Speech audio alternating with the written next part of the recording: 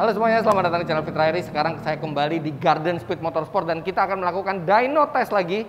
Tapi kalau yang kemarin itu GR Yaris yang kita dyno, sekarang yang akan di dyno adalah ini Honda City Hatchback RS milik Honda Bandung Center Racing Team, yang ini akan menjadi mobil balap saya di tahun 2022 di bawah tim Honda Bandung Center Racing Team. Dan nah ini Takwa udah dari sini. Halo Wak. Halo. Kita dyno lagi. Yes. Oke, nah di video kali ini yang mau dilakukan adalah kita akan mendyno Honda City Hatchback RS. Tapi Takwa tadi udah bilang dia akan ngajarin saya untuk menjadi operatornya di situ yang akan mendyno. Jadi ini pengalaman pertama saya ngedyno mobil buat tahu proses dyno itu. Setelah itu kita akan lihat hasilnya dan kita akan bandingkan dengan Honda Jazz Tech. Dan setelah itu kira-kira rencana apa yang akan dilakukan untuk memodifikasi mobil ini. Yuk, oh, ada laler lagi. Bisa masuk ya. Oke, sekarang kita ngapain dulu nih, Pak? Oke. Jadi dyno yang kita kerjakan di sini kita lagi tidak pakai yang roller, tapi kita pakai yang hub. Oke. Jadi udah kita. Jadi langsung ya, nih lihat nih. Iya. Jadi nggak lewat ban, jadi langsung ke asroda ya. Iya. Nah, Loss-nya lebih kecil ya. Loss-nya lebih kecil tapi lebih konsisten nggak, karena variabel ban, Suhu ban segala udah nggak ada. suhu ban nggak ada, berat pelek, berat ban udah bisa diabaikan. Oke. Nah, jadi nanti prosesnya cuma begini. Ini tadi gear rasionya sudah kita set up. Oke. Jadi kita akan pakai gigi 4. Oke. Karena dia tidak pakai roller, jadi nanti lo bisa langsung dari gigi 4. Oke. Engage pelan. Oh, nggak dari gigi 1 dulu, 2, 3, 4. Dari gigi 4 pelan-pelan aja bisa. Gigi 4 pelan-pelan. Oke.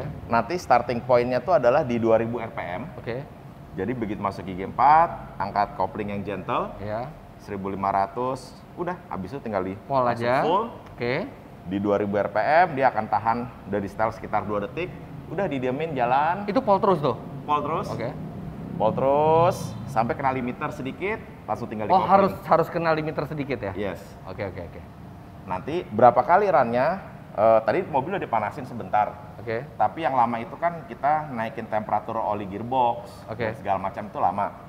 Jadi paling enggak 4 kali 5 kali run supaya temperaturnya semua sama. Tahan nih mesinnya nih. Tahan pasti. Oke, ini mesin masih standar ya, belum diapa-apakan sama sekali. Ini Belum. pakai filter udara nggak? Masih pakai. Masih pakai filter udara semua ya, jadi normal. 100% stok. Karena kita balap juga mestinya pakai filter udara juga kan ya? Iya, ya cuman kita rubah. Iya betul, karena tetap butuh filtrasi kan, Iya. kalau nggak banyak debu segala macam. Jadi sebelum ini dilakukan, sebelum video ini rolling, tadi sudah dilakukan kalibrasi. Kalibrasi itu untuk menyamakan RPM di mobil dengan yang terbaca di sini. Karena itu menyangkut gear ratio-nya semua kan. Nah, sekarang ini udah dikerjakan semua kerjaan rumit itu sama Takwa. Saya tinggal masuk. Yes.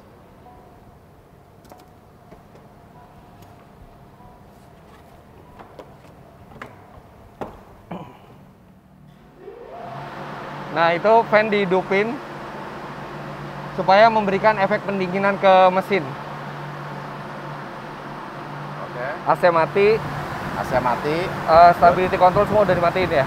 Ya, bisa langsung masuk gigi 4. Masuk gigi 4. Ya. Dijalanin gentle, tahan 1500 aja, Fit. Oke. Lagi terus, tahan sampai 1500. Ya nggak apa-apa, tahan gitu. Asal nggak nyampe 2000 aja. Lagi, naikin lagi dikit. Oke, good. Oke. Udah. Gaspol aja. Sekarang masih, ya sikat langsung. Setir nggak perlu dipegang Udah sih. gaspol nih. Udah, Oh, nggak usah dipegang ya? nggak usah. Oke, ini gaspol. Sampai kena limiter di kopling ya.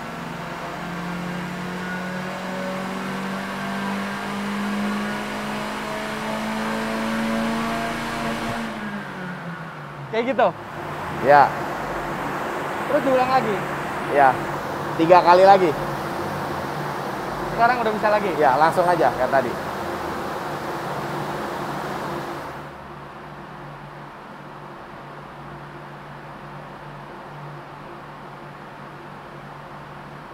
Oke, udah semakin lancar. Siap, run kedua.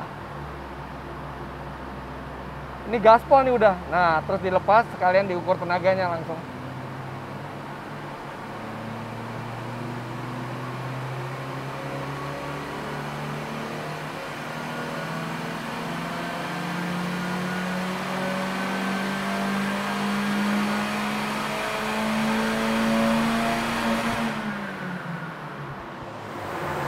2 kali lagi. Pintu dibuka nggak apa-apa kan? Kenapa? Pintu dibuka nggak apa-apa kan? Nggak apa-apa. Bisa lihat kakinya. Oke.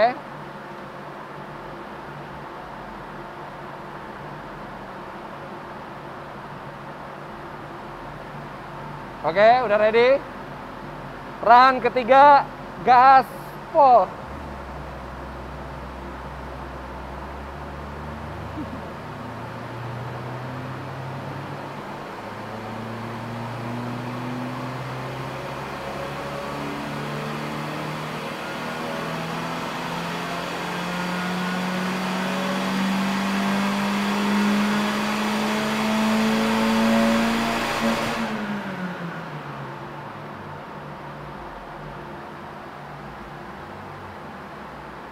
Sekali lagi.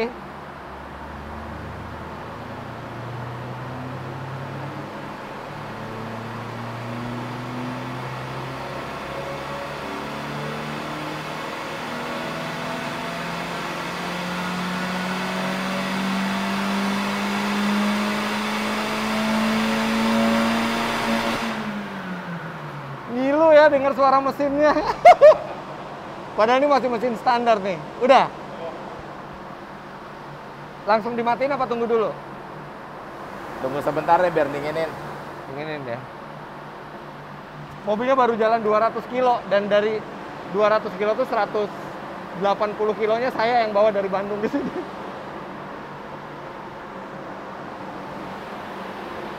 Oke. Jadi ngedynonya seperti itu. Sekarang kita lihat hasilnya. Oke, sekarang fan-nya udah dimatiin. Jadi gitu ya proses dyno itu benar-benar kita gaspol aja terus ditahan sama mesinnya di 2000 rpm. Habis itu udah kita terus sampai rev limiter terus kita injek. Nah itu pada saat mesin itu berakselerasi, dia tuh ditahan sama mesin ini, dikasih beban. Nah berapa besar beban yang dikasih itu yang terus dikonversi menjadi torsi. Kalau udah tahu torsinya, dia tahu RPM-nya, pakai rumus torsi itu dikali RPM dibagi 5252 kalau nggak salah ya. Iya, kalau gue nggak salah ingat ya. Betul. Itu jadi HP gitu. Jadi prosesnya sebenarnya simple. Yang rumit itu di kalibrasinya, cuman itu mesin kayak udah mau pecah tadi. Wah, speedometer udah sampai 180. Tapi ya mesinnya tahan, apalagi mesin Honda DOHC pula yang ini. Ini standarnya DOHC 1500 cc 121 HP. Beda 1 HP sama Jazz standar sebelumnya. Oke, sekarang kita lihat hasilnya. Oke, ini dia hasilnya. Ini HP, ini torsi ya. Betul. Oke. Jadi ini adalah grafik horsepower, ini adalah torsi. Ini adalah axis yang X untuk baca RPM. Yang Y-nya semuanya untuk horsepower. Nah, tapi ini bukan di mesin ya, betul. Tapi yang ada di Asroda ya. Betul. Nah, kita bisa lihat ada beberapa warna. Di kiri atas, tadi kita 4 kali run. Ya. Yang pertama warna merah, Oke. kedua warna hijau, orange, dan ungu. Ya. Nah, kita bisa lihat. Merah paling tinggi nih. Betul. Ini kenapa kita harus tes berkali-kali sampai valid. Oke. Karena ini nggak valid ya? Iya, karena suhu intake-nya masih dingin, olinya masih dingin sehingga pressure-nya lebih tinggi. Ya? Betul, nanti kita hilangin. Jadi kita akan ambil 2 atau 3 terakhir. Setelah kita lihat 2 atau 3 terakhir sudah konsisten. Oke. Itu horsepower maksimumnya itu 90,02. Ya. Itu kalau dibandingin sama HP. Jazz standar mirip? Mirip, cukup mirip ya, segitu ya? Ya, cukup mirip. Jadi dari 121 HP di mesin, yang di wheel hub ini 90 ya? Iya. Nah, jadi ini kira-kira yang didapat di dyno kita, yang penting adalah konsistensi ininya. Ini sih kalau ngeliat powernya sih memang bagus sih. Bagus ini? Grafiknya bagus gitu ya, dipakainya pasti enak mobilnya. Nah, nanti kita tinggal lanjut develop. Oke, jadi dari grafik ini bagus, cukup menjanjikan mesin ini dari grafik standarnya untuk dimodifikasi. Dan sekarang, tapi memodifikasi kan kita harus tahu seberapa banyak. Nah, sekarang kita akan bandingin sama Honda Jazz Tech. Berapa jauh bedanya dalam persentase? Baik, sekarang ini kita save dulu, nanti saya bukain tabelnya ya. Oke. Oke. Nah, Ini dia, ini tenaganya Honda City Hatchback RS standar, ini tenaganya Honda Jazz Tech, ini torsinya City standar, dan ini torsinya Jazz Tech. Nah, jadi secara kasar ya, karena berapa besarnya yang Jazz Tech itu tidak bisa di reveal terlalu presisi gitu ya, tapi ada perbedaan antara 25 sampai 35% lah kira-kira, ada range segitu untuk tenaga dan torsinya. Sedangkan sekarang kita buka mesinnya, kita lihat apa yang bisa diubah di mesin untuk balapan.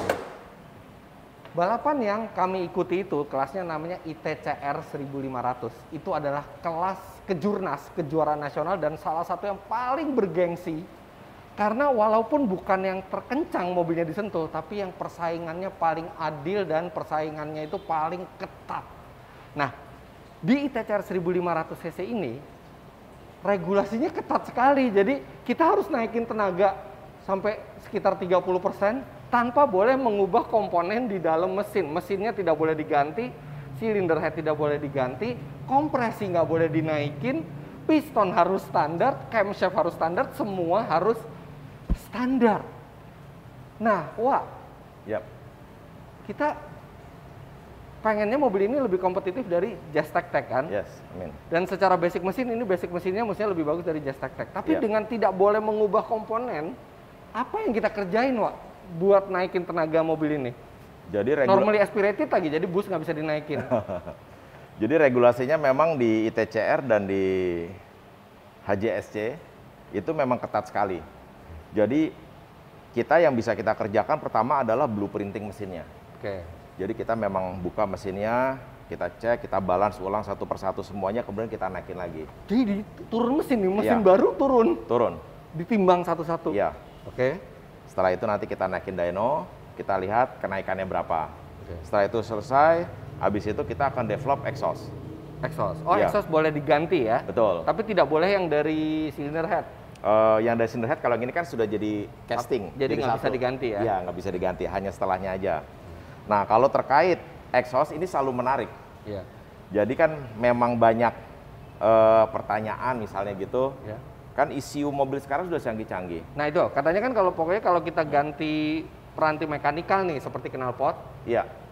ECU tuh katanya akan selalu mengkoreksi, jadi bahkan mungkin nggak jadi lebih tinggi gitu. Iya. Karena di beberapa kasus malah ganti exhaust nggak ngapa-ngapain komputer malah turun. Nah itu benar nggak? Betul. Bisa betul, bisa tidak. Betul kalau datanya berbicara sedemikian. Tidak betul kalau datanya berbicara sebaliknya. Maksudnya begini. Jadi secara umum mesin karburator dan mesin injeksi itu kan butuh fuel, butuh udara, butuh ignition. Nah, yang sekarang ini dengan informasi, dengan engine diagnostik yang banyak beredar di pasaran, kondisi standar, kita waktu kemarin develop yang GR juga begitu, pasangin OBD, kita lihat datanya. Dia ada fuel, ada ignition, dan ada lainnya lagi. Pada saat kondisi spare part-nya masih standar, kita record nih datanya. Oke. Terus kita ganti kan? Oke. Setelah kita ganti, kita lihat si komputer memberi koreksi tidak. Oh, iya. Di fuel memberi koreksi tidak, di ignition memberi koreksi tidak, di volume udaranya memberi koreksi atau tidak. Oke. Kalau ini dia memberi koreksi si ECU, kita harus abaikan dulu developmentnya. Kita harus stop karena datanya nggak valid. Iya. Tetapi kalau datanya menunjukkan tidak ada koreksi di fuel, di ignition, baru kita bisa ambil datanya. Iya. Nah, tapi jadi memang takes time. Tapi berbicara komputer kan mobil ini diizinkan untuk pakai piggyback. Iya. Atau jadi ECU standarnya masih ada, tapi ada pendamping ECU satu lagi. Nah, ini yang bisa sebenarnya seolah-olah seperti membohongi ECU standar, dan ini bisa disetting. Walaupun tidak seluas kalau ECU-nya diganti total ya, tapi dia bisa memberikan beberapa setting. Nah, betul. Itu nanti kita pakai juga. Ya, jadi ECU memang selalu menarik. Jadi programnya ini adalah, ini kan mobil baru sama sekali nih, Fit. Baru, Wak. Baru dari pabrik pas diambil. Iya, jadi data collection kita juga masih nol. Iya. Jadi kita ambil data setelah semua mechanical-nya kita ketemu yang optimum, tanpa ada interference dari correction yang dihasilkan ECU, baru kita bisa kerjakan ECU-nya terakhir. Metodenya kita akan kerjakan remap dengan software A. Software A nanti dia ngebuka beberapa komponen, nanti dilengkapi dengan software B. Kalau perlu pakai piggyback, kita akan tambah piggyback. Jadi ada trial and error-nya juga ya? Pasti, dan banyak. Iya. Oke, jadi kita akan menaikkan tenaga CT ini satu dengan blueprinting mesin. Jadi mesin dibalance ulang semuanya supaya mesinnya tuh getarannya makin sedikit dan makin balance. Mengurangi losses yang terjadi, kemudian juga dengan exhaust, kemudian dengan piggyback dan flywheel. Flywheel bisa ya dientengin. Tapi ngentenginnya juga harus tepat, nggak bisa terlalu enteng juga kan? Bisa ke sini nih. Kenapa tuh? Bisa ke gambar sirkuit yang dibikin tadi nih. Karena kalau kita ngentengin flywheel itu hubungannya dengan bertambahnya HP, tapi torsinya berkurang. Kalau terlalu enteng. Jadi flywheel itu sering sekali kita tidak bisa lihat datanya tuh di dyno. Kita hanya bisa lihat datanya itu di lap time kalau kita misalnya di aspal atau di rally. Nah, ini secara sederhana, bukan gue yang gambar, Fit. Iya, kalau lo yang gambar lebih jelek lagi tadi udah, makanya ini udah gue gambarin asli lebih jelek punya gambarnya Takwa. Jadi ini kira-kira sentul. Kita start dari sini. Ada tikungan pertama, tikungan kedua, dan selanjutnya. Kalau kita lihat dari atas ini cukup simpel nih, tapi sirkuit kita ini antik. Jadi topografinya dia tidak level kan? Iya, di sini naik nih, di sini naik, di sini turun. Di sini adalah naik. Di sini adalah turun, sekali. Di sini adalah naik. Di sini adalah naik. Kemudian di sini adalah turun. Di sini kita anggap aja ini level. Nah, kenapa ini digambar? Jadi regulasi ada batasan minimumnya, Fit, di kejuaraan. Nggak boleh lebih enteng flywheel dari sekian, diameter couplingnya sekian. Jadi dikunci ketat. Nah, kita tentu kan pengen merubah flywheel entengnya, kita harus ambil advantage itu. Berapa banyak? Tidak pernah ada magic numbers. Kita potong 10%, 15%, 20%, 18%, 30% selama tidak melebihi regulasi. Terus kita tes di sini, Fit. Makanya itu gunanya latihan. Setelah hasil tes, inputnya gimana, baru nanti kita bisa tahu bahwa flywheel yang ini paling cocok. Itu pun kalau tidak kena penalti berat kayak kemarin. Kalau kena penalti berat lagi, beda lagi. Jadi gini, kalau flywheel itu berat, dia cenderung memiliki torsi yang kuat, tapi mobil itu tidak akan berakselerasi secepat kalau misalnya flywheelnya enteng. Kalau di jalan datar, tapi kalau di jalan nanjak seperti ini, kita butuh torsi yang kuat.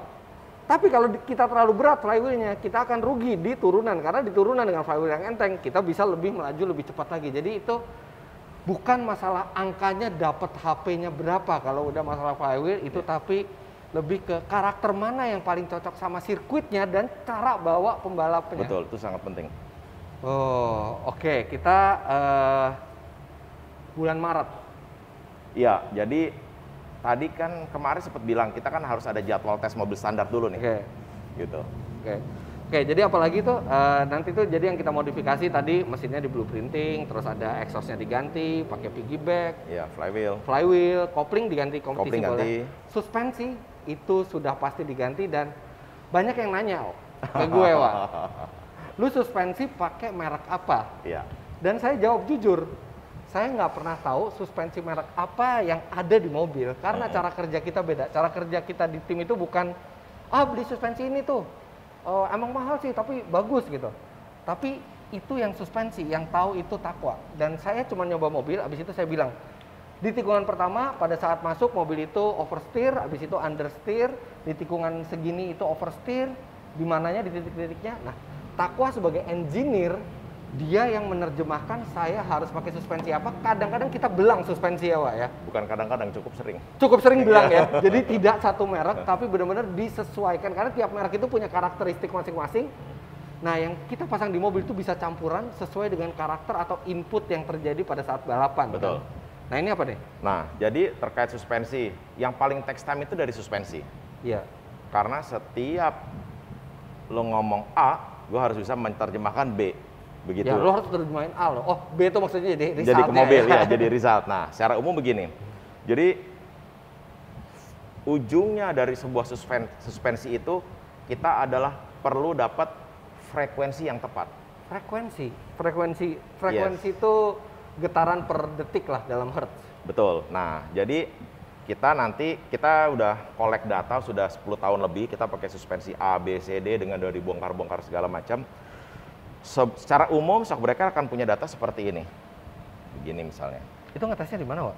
Di shock dyno kita di belakang. Oh, ada alat yang namanya shock dyno. Ya. Jadi ini kan dyno buat ngukur tenaga mesin. Shock dyno tuh buat ngelihat performa suspensi. Iya. Okay. Nah, ini misalnya ada kompresi, ini ada misalnya rebound. Kompresi itu yang geraknya ke bawah, rebound yang gerak ke atas. Ya. Berapapun angkanya, nah ini yang agak antik nih. Berapapun angkanya di sini, tidak pernah ada magic numbers. Maksudnya apa? Nggak bisa, Fit. Gue bilang, Fit, ini shock breaker datanya sekian. Lo coba pasti enak deh. Iya. Nggak bisa. Begitu lo coba ternyata nggak sesuai atau laptopnya nggak bagus, ya ini yang harus menyesuaikan. Ini kita sesuaikan. Kita sesuaikan ke sana, ke sini, dan atau lain sebagainya. Itu baru dari shock breaker. Nah, terus yang kenapa lama, itu juga ada dari bobot kendaraan versus spring. Spring rate ya? Ya. Kita anggap ada depan ya. Ini mobil, depan kiri, depan kanan, belakang kiri, belakang kanan. Oke. Kita anggaplah mobil ini bobotnya di sini ideal sekali. 25%. Equal. Wah, ini udah mobil yang sport yang rada-rada mahal nih, dasarnya cukup lumayan begini. Ini 20%. Oke, kita datang dengan spare misalnya depan, let's say berapa? 16 kilo misalnya. Kilogram per sentimeter ya? Ya, yang ini misalnya 16 kilo juga. Sayangnya, mobil kita dinamis dan nggak mungkin kita punya bobot tuh equal begini. Iya. Jadi akhirnya apa? Kalau mobilnya standarnya dapat depan 16 kilo, terus mobilnya depannya dibikin lebih tinggi, kan persentasenya kan berubah ke belakang. Seolah-olah kita ngeganti spring rate itu susahnya. Iya. Itu yang yang harus disesuaikan lagi jadinya. Maka dari itu, karena balapan itu dinamis, jadi kita tidak bisa pakai data statis. Iya. Nah, itulah kenapa di tim balap bukan hanya pembalapnya yang harus bagus, tapi juga timnya, terutama engineer-nya. Karena engineer seperti Taqwa itu yang menerjemahkan maunya saya menjadi hitung-hitungan seperti ini. Dan kita semua by data, jadi kita tidak asal templokin aja, kita ambil data di sirkuit, kita kasih input, dan terus habis itu diubah, habis itu kita coba lagi semuanya. Tuh. Udah nggak sabar, Pak. Ya kita harus coba posisi standar dulu, ngambil data yang penting. Ya, nah oke, nanti kalau misalnya udah ada update lagi, saya akan update lagi tentang Honda City Hatchback RS ini. Tapi yang jelas development itu udah dimulai dengan yang benar, dengan mengambil data standar dulu, baru kita bisa develop sesuai dengan arah yang benar, dan selalu semua modifikasi itu harus by data. Jangan lupa Anda klik like bila menyukai video ini, komentar di bawah, dan subscribe ke channel Fitra Eri jika Anda belum. Follow Instagram saya @fitra.eri dan Instagramnya Garden Speed. Ada 2, Garden Speed Official itu untuk mobil-mobil harian, itu di Cilandak ya. Betul. Dan yang di sini nih, di tempat rahasia ini, itu adalah Garden Speed Motorsport, khusus untuk develop mobil balap seperti ini. Terima kasih banyak Anda sudah menyaksikan, sampai jumpa di vlog selanjutnya. Bye-bye.